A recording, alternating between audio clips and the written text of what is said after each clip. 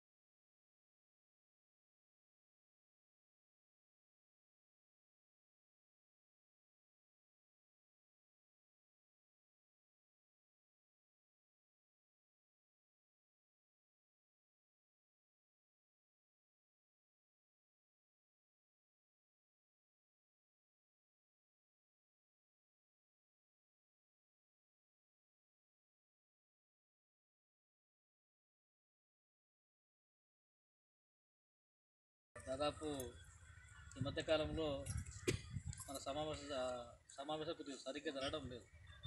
దాంతో నాయకులు కూడా ఇక్కడ రావటం లేదు. రెండోది ఎప్పటికప్పుడు కూర్చోబెట్టి మాట్లాడేటువంటిది లేదు. దాన్ని బయట రకరకాలుగా మాట్లాడుతున్నటువంటిది కనపడతా ఉంది. సరే, ఒకటేమంటే ఈ మధ్యకాలం రాష్ట్ర ప్రభుత్వం రేపు 26వ తారీఖున అందరికీ భూములు పంచాలా, ఇల్లు పంచాలని చెప్పేసి జనవరి 26వ తారీఖున పంచాలని చెప్పి ఒక లిస్ట్ తయారు చేశాను. ఎందుకంటే రిపబ్లిక్ డే కాబట్టి, రిపబ్లిక్ డే అర్హులైనటువంటి వాళ్ళు ఎవరైతే ఉంటారో వాళ్ళందరికీ భూములు, ఇళ్ల స్థలాలు ఇవ్వాలని చెప్పి ఒక లిస్టు తయారు చేశారు. అందులో భాగంగా మన మండలంలో కూడా మనం ఇచ్చినట్టు కూడా చేస్తూ ఉన్నారు. గత 4 సంవత్సరాలు పైబడి మనం ఇక్కడ సర్వే నెంబర్ 1008లో మరి గుడిసెలు వేసుకొని చాలా ఇబ్బందులు పడుతూ ఇక్కడే కాపురం ఉంటూ ఇక్కడే మరి శరణివాసం ఏర్పాటు చేసుకుని మనం ఉన్నటువంటిది అందరికీ కూడా జగమెరిగిన సత్యం. ఈరోజు పూర్వమిల్ల మండలం అంతా కూడా తెలుసు. మరి ఈ సర్వే నెంబర్లో కొంతమంది వ్యక్తులు అంటే మాకు కోర్టు ఆర్డర్లు ఉన్నాయని చెప్పేసి కొంత ఈ మధ్యకాలంలో భయపెడుతున్నారు. అసలుకు కోర్టు ఆర్డర్ ఇచ్చినటువంటి ఏంటంటే రెవెన్యూ వాళ్ళకు కూడా అసలు నాకైతే నిజంగా మెడకాయలో తలకాయ ఏందో నాకు అర్థం కాలేదు. ఈరోజు రెవెన్యూ వాళ్ళు ఇచ్చినటువంటి ఏంటంటే హైకోర్టు ఇచ్చినటువంటి వాళ్ళకి ఆర్డర్ ఏంటంటే ఇది ఒక పనికిమాల సొసైటీ ఒకటి పెట్టినారు. ఈ సొసైటీలో వీళ్ళు అసలుకు ఈ నెంబర్లుగా ఉన్నటువంటి వాళ్ళు పేర్లు ఇచ్చినటువంటి వాళ్ళు ఎవరైతే ఉన్నారో వాళ్ళు స్థానికులు కాదా, మీరు విచారణ చేయండి అని చెప్పి ఒక నోటీస్ ఇచ్చినారు. అసలుకి అది వాళ్ళకి ఇళ్ల స్థలాలు ఇమ్మని చెప్పి కాదు, అది నోటీస్ ఇచ్చినారు. ఆ నోటీసును హైకోర్టు ద్వారా వచ్చిన నోటీసును బయటికి ఆ పేర్లను కూడా కనిపించి దాని ఏం చేశారంటే ఇందులో ఏమన్నా పేర్లు అబ్జెక్షన్ అంటే ఎవరన్నా కూడా వ్యతిరేకించే వాళ్ళు ఉంటే 15 రోజుల లోపల చెప్పండి పేర్లు. ఇచ్చినటువంటి ఆ పనికిమాలు ఇచ్చినటువంటి పేర్లు ఏవైతే ఉన్నాయో వాటిలో అబ్జెక్షన్స్ ఏవైతే ఉన్నాయో 15 రోజుల లోపల మా దృష్టి తీసుకురండి, మేము దాన్ని మళ్ళీ కోర్టుకు సబ్మిట్ చేస్తామని చెప్పినారు. కానీ దాన్నే అతను ఏం చెప్తున్నాడంటే అదే బెనిఫిషరీ లిస్టు అంటే లబ్ధిదారు లిస్టు నాదే, నా పేర్లు మాత్రం బయటకు వేసినారు, ఇంకెవరికి వేయలేదు, నా పేర్లు ఉన్నాయని చెప్పి అందరికి చెప్పుకుంటున్నాడు. మేము చెప్తా ఉన్నాం ఈరోజు ఒకటే మాట, అబ్దుల్ ఖాదర్ వాడు పనికిమాల లాడనేటువంటి వాడు చెప్తున్నాడు. వాడికి ఎదవకు అర్థం కాదు. అసలుకు వాడికి ఆ పేరు ఇచ్చినటువంటి ఏమంటే హైకోర్టు ఇచ్చినటువంటి పేర్లు కరెక్టా కాదు చెప్పనిచ్చినటువంటిది. నిజంగా లబ్ధిదారుల పేర్లన్నీ కూడా తయారు చేసినట్టే, రెవెన్యూ వాళ్ళు తయారు చేసినట్టే ఒక 160, 170 వానికి సంబంధించినటువంటి ఏదైతే ఉన్నాయో అవి మాత్రం వేయరు. వాడే కోపురమ కాదు. ఆడ చేసినటువంటి లిస్టు 500 కానీ 1000 కానీ ఉంటే మొత్తం అంతా ఆఫీస్ మొత్తం అంతా బయట కనిపించేస్తారు. ఇదో మొత్తం మేమంతా ఇంతమంది తయారు చేసినామని చెప్పి ఎంఆర్ ఆఫీస్ దగ్గర, పోలీస్ స్టేషన్ దగ్గర, పోస్ట్ ఆఫీస్ దగ్గర అంటే ప్రభుత్వ కార్యాలయాలు ఎక్కడైతే ఉన్నాయో అక్కడంతా మొత్తం కనిపించేస్తారు. కానీ ఎక్కడ కూడా కనిపించినారని చెప్పండి. ఆ 118 పేర్లు తప్ప నుంచి మిగతా పేర్లు ఏమైనా అదనంగా వచ్చినాయా? కనిపించినారా? ఎందుకు కనిపించినారు అవే అంటే కేవలం వాడు పెట్టినటువంటి లిస్టు పేర్లు ఏవైతే ఉన్నాయో వాటిలో పక్కాగా అది కరెక్టా కాదా అని చెప్పడానికి మాత్రమే అయ్యి ఆ అబ్దుల్ ఖాదర్ మాత్రం పేరు పెట్టినారు. మరి దీనికి సంబంధించి బయట రకరకాల ప్రచారం చేసుకుంటాను అయిపోయి ఏమని నాకే వచ్చినాయి కొట్టేస్తారు దుబ్బేస్తారని చెప్పేసి. 4 సంవత్సరాల నుంచి ఏం వచ్చినాడు అసలు కీడు. ఇప్పుడు రెవెన్యూ అధికారులు కూడా మనం కూడా చెప్తా ఉన్నాం, 4 సంవత్సరాల నుంచి ఇక్కడే ఉన్నాం. ఆయన చెప్తున్నాడు ఆర్ఐ గారు సర్వే నెంబర్ నేను వేయలేదన్నా, మీ పేర్లన్నీ మొత్తం తయారు చేసి పంపించినాను, సర్వే నెంబర్ 1 వేయలేదు, అది ఎంఆర్ఓ గారి పరిధిలో ఉండేటువంటిది, సర్వే నెంబర్ ఎంఆర్ఓ గారు వేస్తే అవన్నీ కూడా పైకి పంపించేస్తామని చెప్పి అన్నాడు. మేము కూడా చెప్తా ఉన్నాం, ఎందుకు వేయలేకపోతున్నావు సర్వే నెంబర్? కంటికి కనపలేదు నీకేమన్నా? లేకపోతే నీకేమన్నా ఇంకోటి వచ్చింది ఏమన్నా? ఈరోజు 4 సంవత్సరాలుగా ఇక్కడే కాపురం ఉండి ఇక్కడే తిని ఇక్కడే పడుకొని ఇక్కడే చెట్లు పెద్ద అయిపోయి మరి ఈరోజు ఇంత పెద్ద ఎత్తున కాపురం చేస్తూ ఉంటే ఈరోజు సర్వే నెంబర్ వేయడానికి నీకు ఎందుకు చేతులు ఆడటం లేదు? మేము అడుగుతా ఉన్న రెవెన్యూ అధికారులకు సర్వే నెంబర్ 1008 అనేటువంటిది సిపిఐ పార్టీ గుడిసెలు వేసుకున్నటువంటిది మాత్రమే.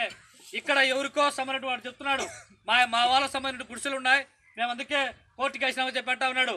మేము చెప్తా ఉన్నాం ఈరోజు ఛాలెంజ్ చేసి ఒక్కటి అబ్దుల్ ఖాదర్ సంబంధించినటువంటిది, లాడనటువంటి వాడికి సంబంధించినటువంటిది ఏ ఒక్క గుడిసె ఉన్నా కూడా ఇక్కడ వాడి సంబంధించిన వ్యక్తి ఎవరైనా ఇక్కడ ఉన్నా కూడా మొత్తం మన దగ్గర ఉన్నటువంటి గుడిసెలు మొత్తం అన్ని కూడా ఆయపకే హ్యాండ్ చేస్తాం. ఈ మొత్తం స్థలం అంతా కూడా ఆయపకే హ్యాండ్ చేస్తాం. ఛాలెంజ్ చెప్తున్నాం ఈరోజు మొత్తం ఎక్కడైనా కూడా దమ్ముంటే రుజువు చేసుకోమను.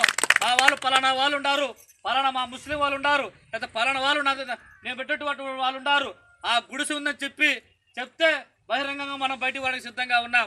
కానీ అట్లా లేకుండా తప్పుడు ప్రచారం చేసి నాకే వచ్చింది, నాకే పట్టాలు అవుతా ఉన్నాయి, నాకే రేపమున్నాడు తీసుకుంటానని చెప్పి అంటున్నాడు. ఏం 4 ఏళ్ళ మీద ఎందుకు తీసుకోలేకపోయినావు? నీవు కోర్టు అని చెప్తా ఉన్నావు. అసలుకి కోర్టు ఏం పొందుపరిచినాడు? సర్వే నెంబర్ 1001 వేయలేదు, 1993 వేసినారు. ఈ పక్కన 970 సర్వే నెంబర్ వేసినారు. అటువైపు 1264 వేసినారు.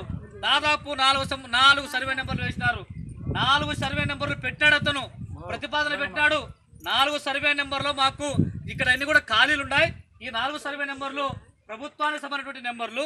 ఈ 4 నెంబర్లో మాకు ఎక్కడో చోట ఇవ్వండి అని చెప్పి ఆయన హైకోర్టు వినాడు. మరి అంతే తప్పనిచ్చి హైకోర్టు చూసి సర్వే నెంబర్ 1008లోనే ఇవ్వండి అని చెప్పి ఎక్కడ కూడా నిర్దిష్టమైనటువంటి ఒక ఆర్డర్ ఇవ్వలేదు. తప్పుడే ఈ స్థలం దక్కితే పేదలకు దక్కాలి, లేకుంటే ప్రభుత్వం చేతిలో ఉండాలి తప్పనిచ్చి ఇట్లాంటి పనికిమాలి, ఇట్లాంటి డలార్లు దొంగ సొసైటీలు పెట్టుకొని డబ్బులంతా వసూలు చేసుకొని పేద ప్రజల దగ్గర నుంచి డబ్బులు వసూలు చేసుకుని తిన్నటువంటి వాళ్ళకు మాత్రం ఈ యొక్క స్థలం 1 సెంటు దక్కినా కూడా, ఇక్కడ ఏం జరిగినా ప్రాణం పోయినా కూడా వెనకడిగేటువంటి ప్రసక్తి లేదు. మనం ఒకటే నిర్ణయించుకోవచ్చాం. ఇక్కడ జెండా పాతినప్పుడు అనుకున్నాం, ఇది ఏది ఏమైనా కూడా సర్వే నెంబర్ 8లో పేదలు గుడిసేసుకుంటుంటే వాళ్ళందరికీ కూడా పట్టాలు ఇవ్వాల్సిందే, ఒక కాలనీ ఏర్పాటు కావాల్సిందని చెప్పి అనుకుంటా ఉన్నాం. రేపు ఒకటే చెప్తాను, రెవెన్యూ అధికారులకు కూడా రేపు కేవలం లిస్టు తయారు చేస్తామని చెప్పి అంటా ఉన్నారు. ఇంకోటి రోజు పల్లెలకు ఇవ్వమని చెప్పి అంటా ఉన్నారు. మేము ఎవడో చెప్తా ఉన్నాం, పల్లెల్లో మనుషులు కాదా? పూర్వాల మండల వాసులు కాదా? నిజంగా ఈరోజు చట్టం ఏం చెప్తా ఉంది? అసైన్డ్ యాక్ట్ అంటే అసైన్మెంట్ కమిటీ చట్టం ఏం చెప్తా ఉంది? ఎక్కడైనా కూడా ఒక వ్యక్తి 6 నెలల కాలం పాటు స్థిర నివాసం ఏర్పాటు చేసుకుని బిడ్డలతో పాపలతో అక్కడే ఉంటే ఆ స్థలం అంతా కూడా వాళ్ళకే ఇవ్వాలని చెప్పి చట్టం చెప్తా ఉంది. ఆ చట్టంలో తెలియదు ఈ రెవెన్యూ అధికారులకు. కాబట్టి మనం చెప్తా ఉన్నాం, 6 నెలలు కాదు, 6 అనేటువంటిది 10 సార్లు అనాలి మనం. 10 60 నెలల పైనే ఈరోజు ఇక్కడ కాపురం అటువంటిది కనపడలేదా మేము చెప్పి అడుగుతా ఉన్నాం. కాబట్టి ఇక్కడి నుంచి 1 ఇంచు కూడా బయటికి పోయేది లేదు. ఎన్ని కేసులు వచ్చినా, ఎన్ని నిర్బంధాలు వచ్చినా, ఎన్ని గొడవలు వచ్చినా ఇక్కడి నుంచి పోయేటువంటి ప్రసక్తి లేదు. ఎవరు కూడా అధైర్యపడాల్సిన అవసరం లేదు. ఇక్కడ 100 మంది ఉన్నామా, 150 మంది ఉన్నామా అనేటువంటిది కాదు. మనం ఒకటే చెప్తా ఉన్నాం, 175 లిస్టు పెట్టాం. అది లోకల్ నాన్ లోకల్ అనేటువంటిది కాదు, స్థానికేతరుల కాదు. ఇక్కడ ఉండేటువంటి గుడిసేటువంటి ప్రతి ఒక్కరికి కూడా ఇస్తేనే మాకందరికి ఇవ్వండి, లేకపోతే వాళ్ళకు ఒక 52 మేము చేసినాం, 52 మందికే ఇస్తాం, మిగతా వాళ్ళకు వేయము అనేటువంటి పద్ధతులు మాట్లాడుతున్నారంట. 52 కాదు, కుదరదు. 175 ఏదైతే పెట్టామో ఒక్క కాగితం కూడా పక్కకు తీసినా ఊరుకునేటువంటి ప్రసక్తి లేదు. రేపు చెప్తాను మేము ఒకటే మాట కూడా, రెవెన్యూ అధికారులు సానుకూలంగా మాట్లాడితే ఓకే, అట్లా కాకుండా గనక మేము అతని యొక్క పద్ధతిలో పోతాం. అతనికి స్థలం అప్పచెప్పాలని ప్రయత్నం చేస్తే రేపు పొద్దున ఎంఆర్ ఆఫీస్ కాడ బోర్డు వేసి 10 లక్షలకు ఎంఆర్ఓ గారు అమ్ముడు పోయినాడు. ఈ యొక్క పూర్వమిల ఎంఆర్ఓ 10 లక్షలకు అమ్ముడు పోయినాడు. పేదల యొక్క ఉసురు కొట్టుకొని పోతానని చెప్పి కూడా రేపు మొత్తం పూర్వాల ప్రచారం చేయడం సిద్ధపడతా ఉన్నాం. ఎవరికో మీ చరిత్రతో చెప్పడానికి సిద్ధపడతా ఉన్నాం. అట్లా కరపత్రాలు అవసరమైతే కరపత్రాలు కూడా వేసి మీరు మాకు తెలుసు ఎక్కడెక్కడ ఇప్పటికే ప్రభుత్వ భూములు అమ్ముకున్నారు, ఆన్లైన్లో ఎక్కించేటువంటి పేరుతో ఎంత లక్షల రూపాయలు వసూలు చేసినారు, పెద్ద రెడ్లకు భూస్వాములకు ఎన్ని భూములు అప్పచెప్పినారో మాకు మొత్తం తెలుసు.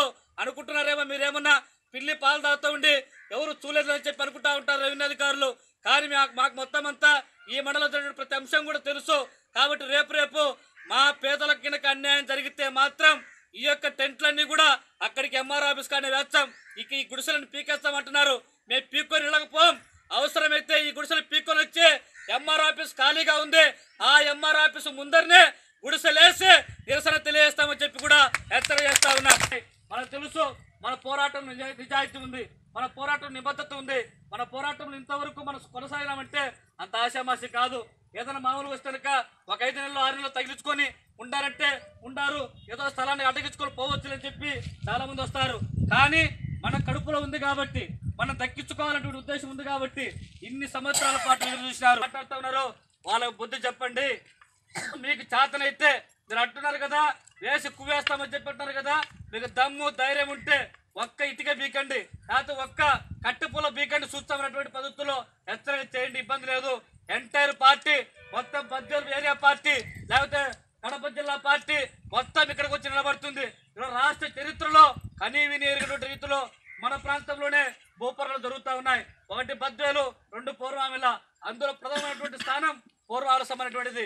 కాబట్టి పార్టీ వెళ్ళిపోయిందిలే, ఎవరు రాలేదులే, నాయకులు ఇక్కడ రాలేదులే, ఇంకా రారులే, లేకపోతే 20 మంది 30 మంది ఉంటారులే, వాళ్ళకి కొట్టి తరిమేస్తాంలే చెప్పి కలలు కంటున్నారేమో. అవన్నీ కూడా పగటి కలలే.